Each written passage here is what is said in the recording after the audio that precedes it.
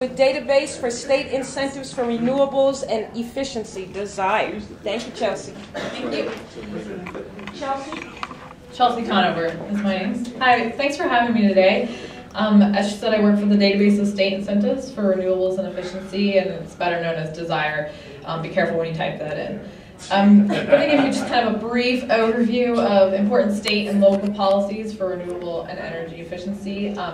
Our website does, and the website URL I think is on there somewhere, but it's DSIREusa.org, DSIREusa.org. Okay, so this is a project that is funded by the Department of Energy, and we basically track all incentives related to renewable energy and energy efficiency. We have all the federal programs on our website, as well as all the state programs.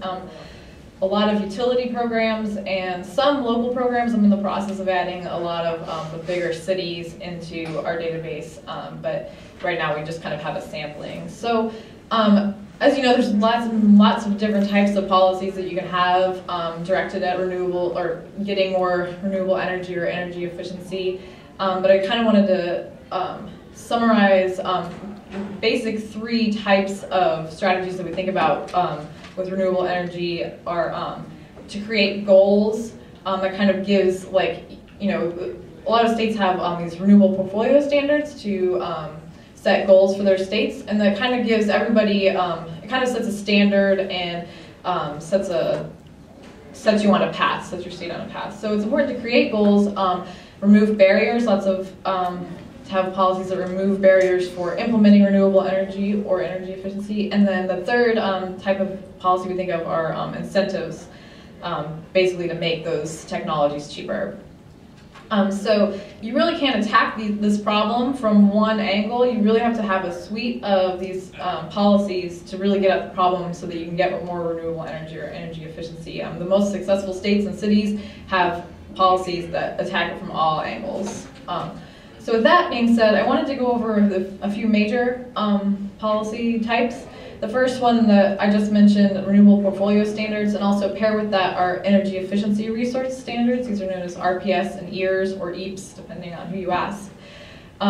These are legislative policies that set goals for incorporating renewable energy or for decreasing energy consumption in the case of EARS. And they're directed at utilities and require utilities to meet a certain percentage of their energy sales with either renewable energy or just decreasing the sale of electricity by helping their customers to implement energy efficiency technologies. These are generally set at the state level. There are some examples of local RPS programs, but generally it is not necessary. Well, it might not be necessary because a lot of states already have RPS programs, so it's kind of redundant to also have it at the local level, but some cities have chosen to set higher standards, and it's also harder for a city to set this kind of standard because a lot of cities don't have authority over the utilities to be able to tell them, to make this mandate. But there are some cities that have municipal utilities or other arrangements that allow them to kind of set these goals. But cities, especially larger cities, can play a large role in convincing the state to implement an RPS or an EARS. Some RPS policies incorporate specific technology carve-outs, like solar or wind requirements. And this is a really important kind of policy because it really makes a difference in states. NREL has recently the National Renewable Energy Lab has recently come out with a study saying that states that have these policies have more renewable energy, and states that have these policies, the EARS policies, have less energy consumption per person. And it's not all directly related to that policy. It's not all attributable to that policy, but it does have a correlation. So on the slides that she printed out, there are maps, and those maps are all available on our website, but those are to give you an idea of where these policies exist in the US. So I'm just kind of skip over that and go on to net metering and interconnection, which are kind of get at the second policy strategy, which is to remove barriers. Having good net metering and interconnection policies allow make it easier for people who have solar energy or want to have solar energy or wind energy or any of these other kinds of renewable energy to get on the grid. And so net metering is when a customer produces their own electricity, and these net metering policies set standards for how that person can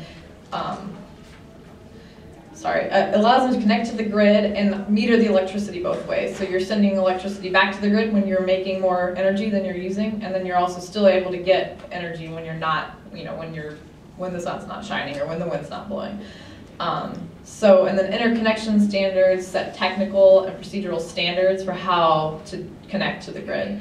And so most states have these policies, as you can see on the map and the printout, but the difference comes in how good these policies are, because there are some states or cities that have policies in place, but they are kind of hinder the process. And so Freeing the Grid is a really good resource that kind of describes the important aspects of having a good net metering or interconnection policy, and it rates different states' policies and how, like with a letter grade, basically, on how good those policies are.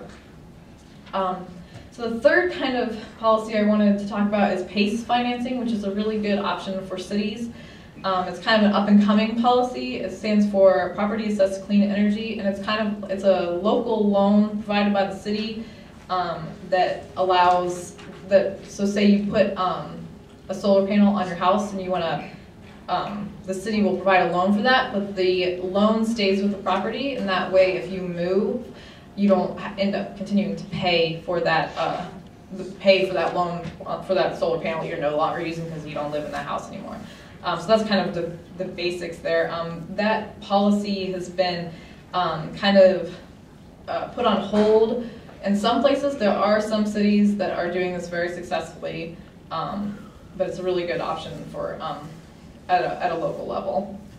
And there's a map in there of the states that have adopted PACE policies. So it's a good example of, because the state has to adopt a policy that will allow cities to do this. So it's a good example of how state and local government have to work together to get at this problem.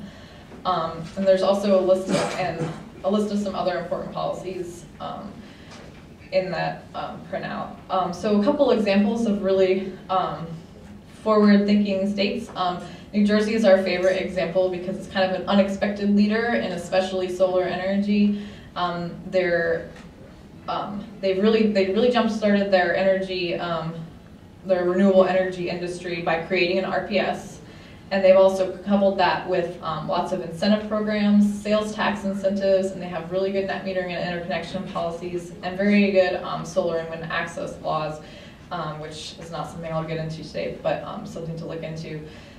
So all of these policies together have made New Jersey one of the states with the most renewable energy per person of any state. And then one example of a really cool city program is the Long Island Green Homes program. It's a great example of a PACE policy, a great example of a city leading the way with kind of an innovative program. And they actually kind of twisted a state fund, the definition of, they